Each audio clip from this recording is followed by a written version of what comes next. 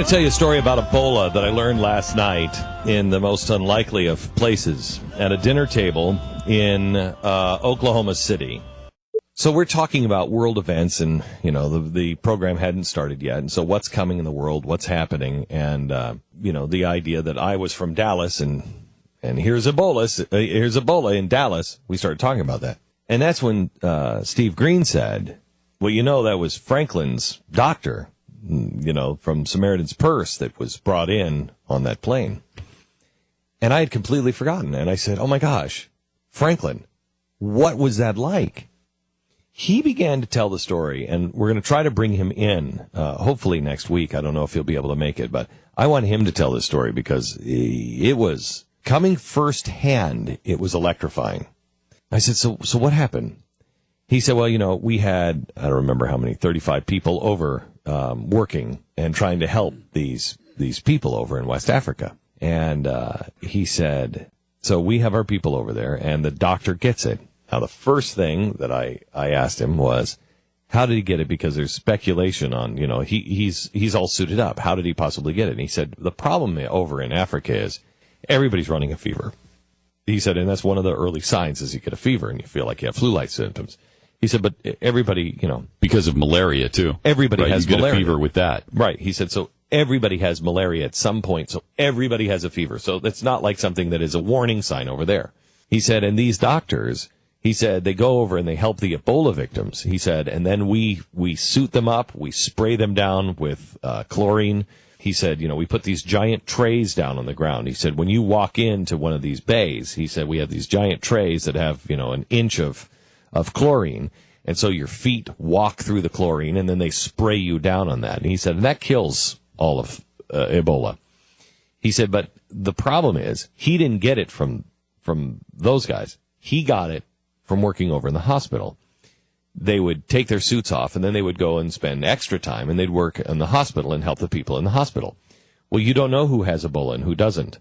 And apparently that's where he contracted. It was in the hospital. So he gets it, and he has it bad, and he's dying. And they start calling. Is there anything anybody can do? What resources are available? Anything?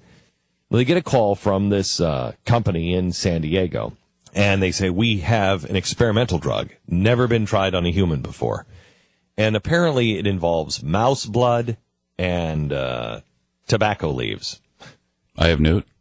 It sounds crazy. It does. Right? That's weird. So they start talking about it, and it's decided not to give him this vial, but the company ships it over. Now it's kept at, super low temperatures. I don't know, 200 or 600 degrees below zero, some crazy temperature. So it comes and it's shipped there, and it's got to be kept that cold the whole time. And so it's sitting over there, and the doctor gets sicker and sicker and sicker, and they realize, we're going to lose him. We're going to lose him tonight. He's going to die. It's just violent. Well, they get back on the phone with with this pharmaceutical company in San Diego. They get back on the phone with all the attorneys, and how attorneys do. And all the attorneys are like, you can't give him this. You don't know what it will do. It's never had a human trial. You have no idea. And finally, but if a guy's going to die anyway, they're saying, look, he's going to die. He's going to die tonight. What? It's going to kill him. He'll die maybe, an hour earlier. What? How bad can it be? We know his outcome. He's going to die tonight.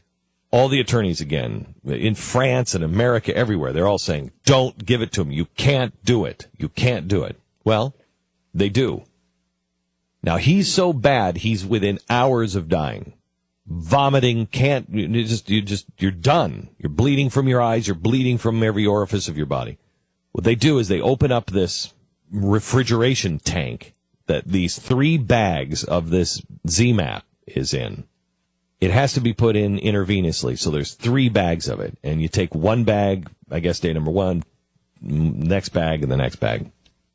And it's frozen solid, though. Frozen solid, 200 degrees below zero, whatever it is. They have to thaw it out quickly. They have to get it into a liquid state. You can't put it in the microwave. What are you going to do?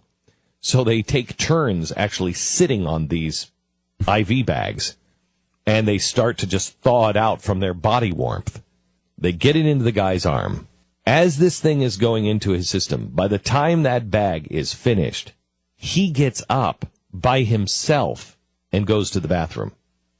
He was so sick just a few hours before, he was going to die and couldn't do anything. He was literally at death's door. Death's door. And now he's getting up and going to the bathroom. As soon as he gets this bag of this serum, he gets up and goes to the bathroom himself. It happens that fast. So they finish the 3 bags. They put him on a plane and bring him over here, and he's fine. Now, here's where this story gets really interesting. He said opening up that refrigeration tank, he said, was like a sci-fi movie.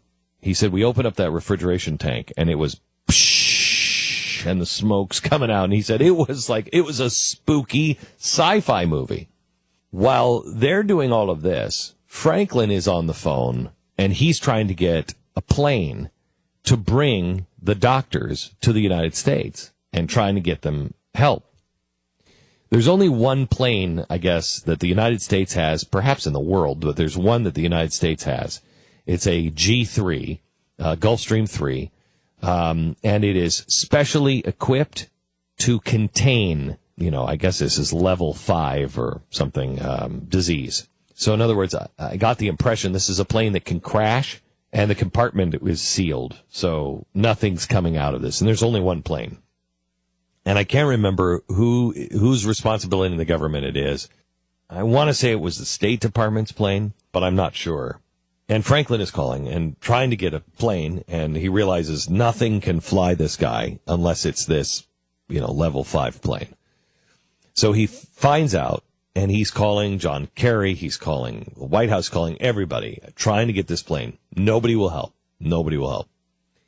He finally gets a hold of somebody at I think it's the State Department, and he said, "Do you know about this plane?" He said, "Yes, I do." He explained the situation, and he said, "Well, today's your lucky day, because I'm in charge of that plane." And Franklin said, "Well, who do I have to call above you to get this signed off?" And he said, "Nobody. Me. I'm in charge of it." He said, "And I'll send the plane." He said, "I can't pay for it. You're going to have to pay for it. But I will okay the plane to fly over if you pay for it." He said, "Fine, we'll pay for it." So it cost him a couple $100,000 to fly the plane over to Africa, pick him up, and fly back. Problem. That plane now has been taken by the CDC. So now the CDC is the only one that has that plane. And they apparently don't like to share. The CDC is also, I get the impression, way out of control and way over their head on this. When Franklin got the doctor to the hospital it was in Nashville, right? When he gets him over into the hospital, they come in and they quarantine this guy. Now, there are, I think, 35 others that have now returned from Africa that were working in that hospital, the same as this doctor. They've been around this doctor. They've been around the hospital. They've been in the Ebola places. They bring him to the hospital. The CDC is there and everybody is there. And we all saw the caravan. But what we didn't see is this. Franklin says, okay, we got 35 people. Where do we keep them for 21 days? The CDC says, oh, don't worry, we'll just send them home. Now here's Franklin, not a doctor. I don't think that's a good idea. I don't think sending them home is a good idea. What are we doing sending them home? What do you mean send them home? Should be the quarantine for 21 days. We don't know if they have the Ebola. Yeah, they're fine. Send them home. So Franklin decides to find a place right around this hospital and quarantines the people himself and says, everybody's staying here for 21 days. And it's close to the hospital, so if we start to see symptoms, you just pop in and go over to the hospital. Well, apparently, several days into it, the hospital finds out that they have done this, and the hospital is upset because of PR. How is this going to look? That we've got 21 people right around this hospital and PR. This goes to exactly what Rand Paul was saying yesterday. Political correctness. We've got to stop the political correctness. We have got to stop this. Political correctness is stopping us from restricting air travel to West Africa. There is no reason why we have people traveling to and fro West Africa. Now, I know that you can't stop all air travel. It's impossible. But if you have anything around West Africa on your passport, you should also be quarantined. If you've been to West Africa in the last 21 days, you need to be quarantined. We used to do that. What do you think Ellis Island was for? We would quarantine people. The president in the White House yesterday came out and said, well, we've got safety measures at the border right now. We make sure that if all of the border guards... Really? You don't even have... Most people are not even coming across the border. But our political correctness is stopping us from quarantining people. Our political correctness, the president stopped all air travel to Israel on the threat of a missile almost, possibly, maybe, might shoot down a plane over Ben Gurion Airport in Israel. He shut it down for a week. And they did it that fast. Why are we not shutting down the airspace? Why are we saying you cannot enter the United States of America? You cannot fly to West Africa. You cannot return unless you've been quarantined. Period. Wouldn't you say, though, that the impulse to isolate countries may make the Ebola epidemic worse? No, I wouldn't say that. That's what the CDC director said. The impulse to isolate the countries... So the impulse itself makes... Like, if I feel like isolating them, that'll make it worse? Ebola will get much worse. This is... The CDC Does Ebola know my is out of control. CDC is out of control. That's ridiculous. CDC is out of control. Everything.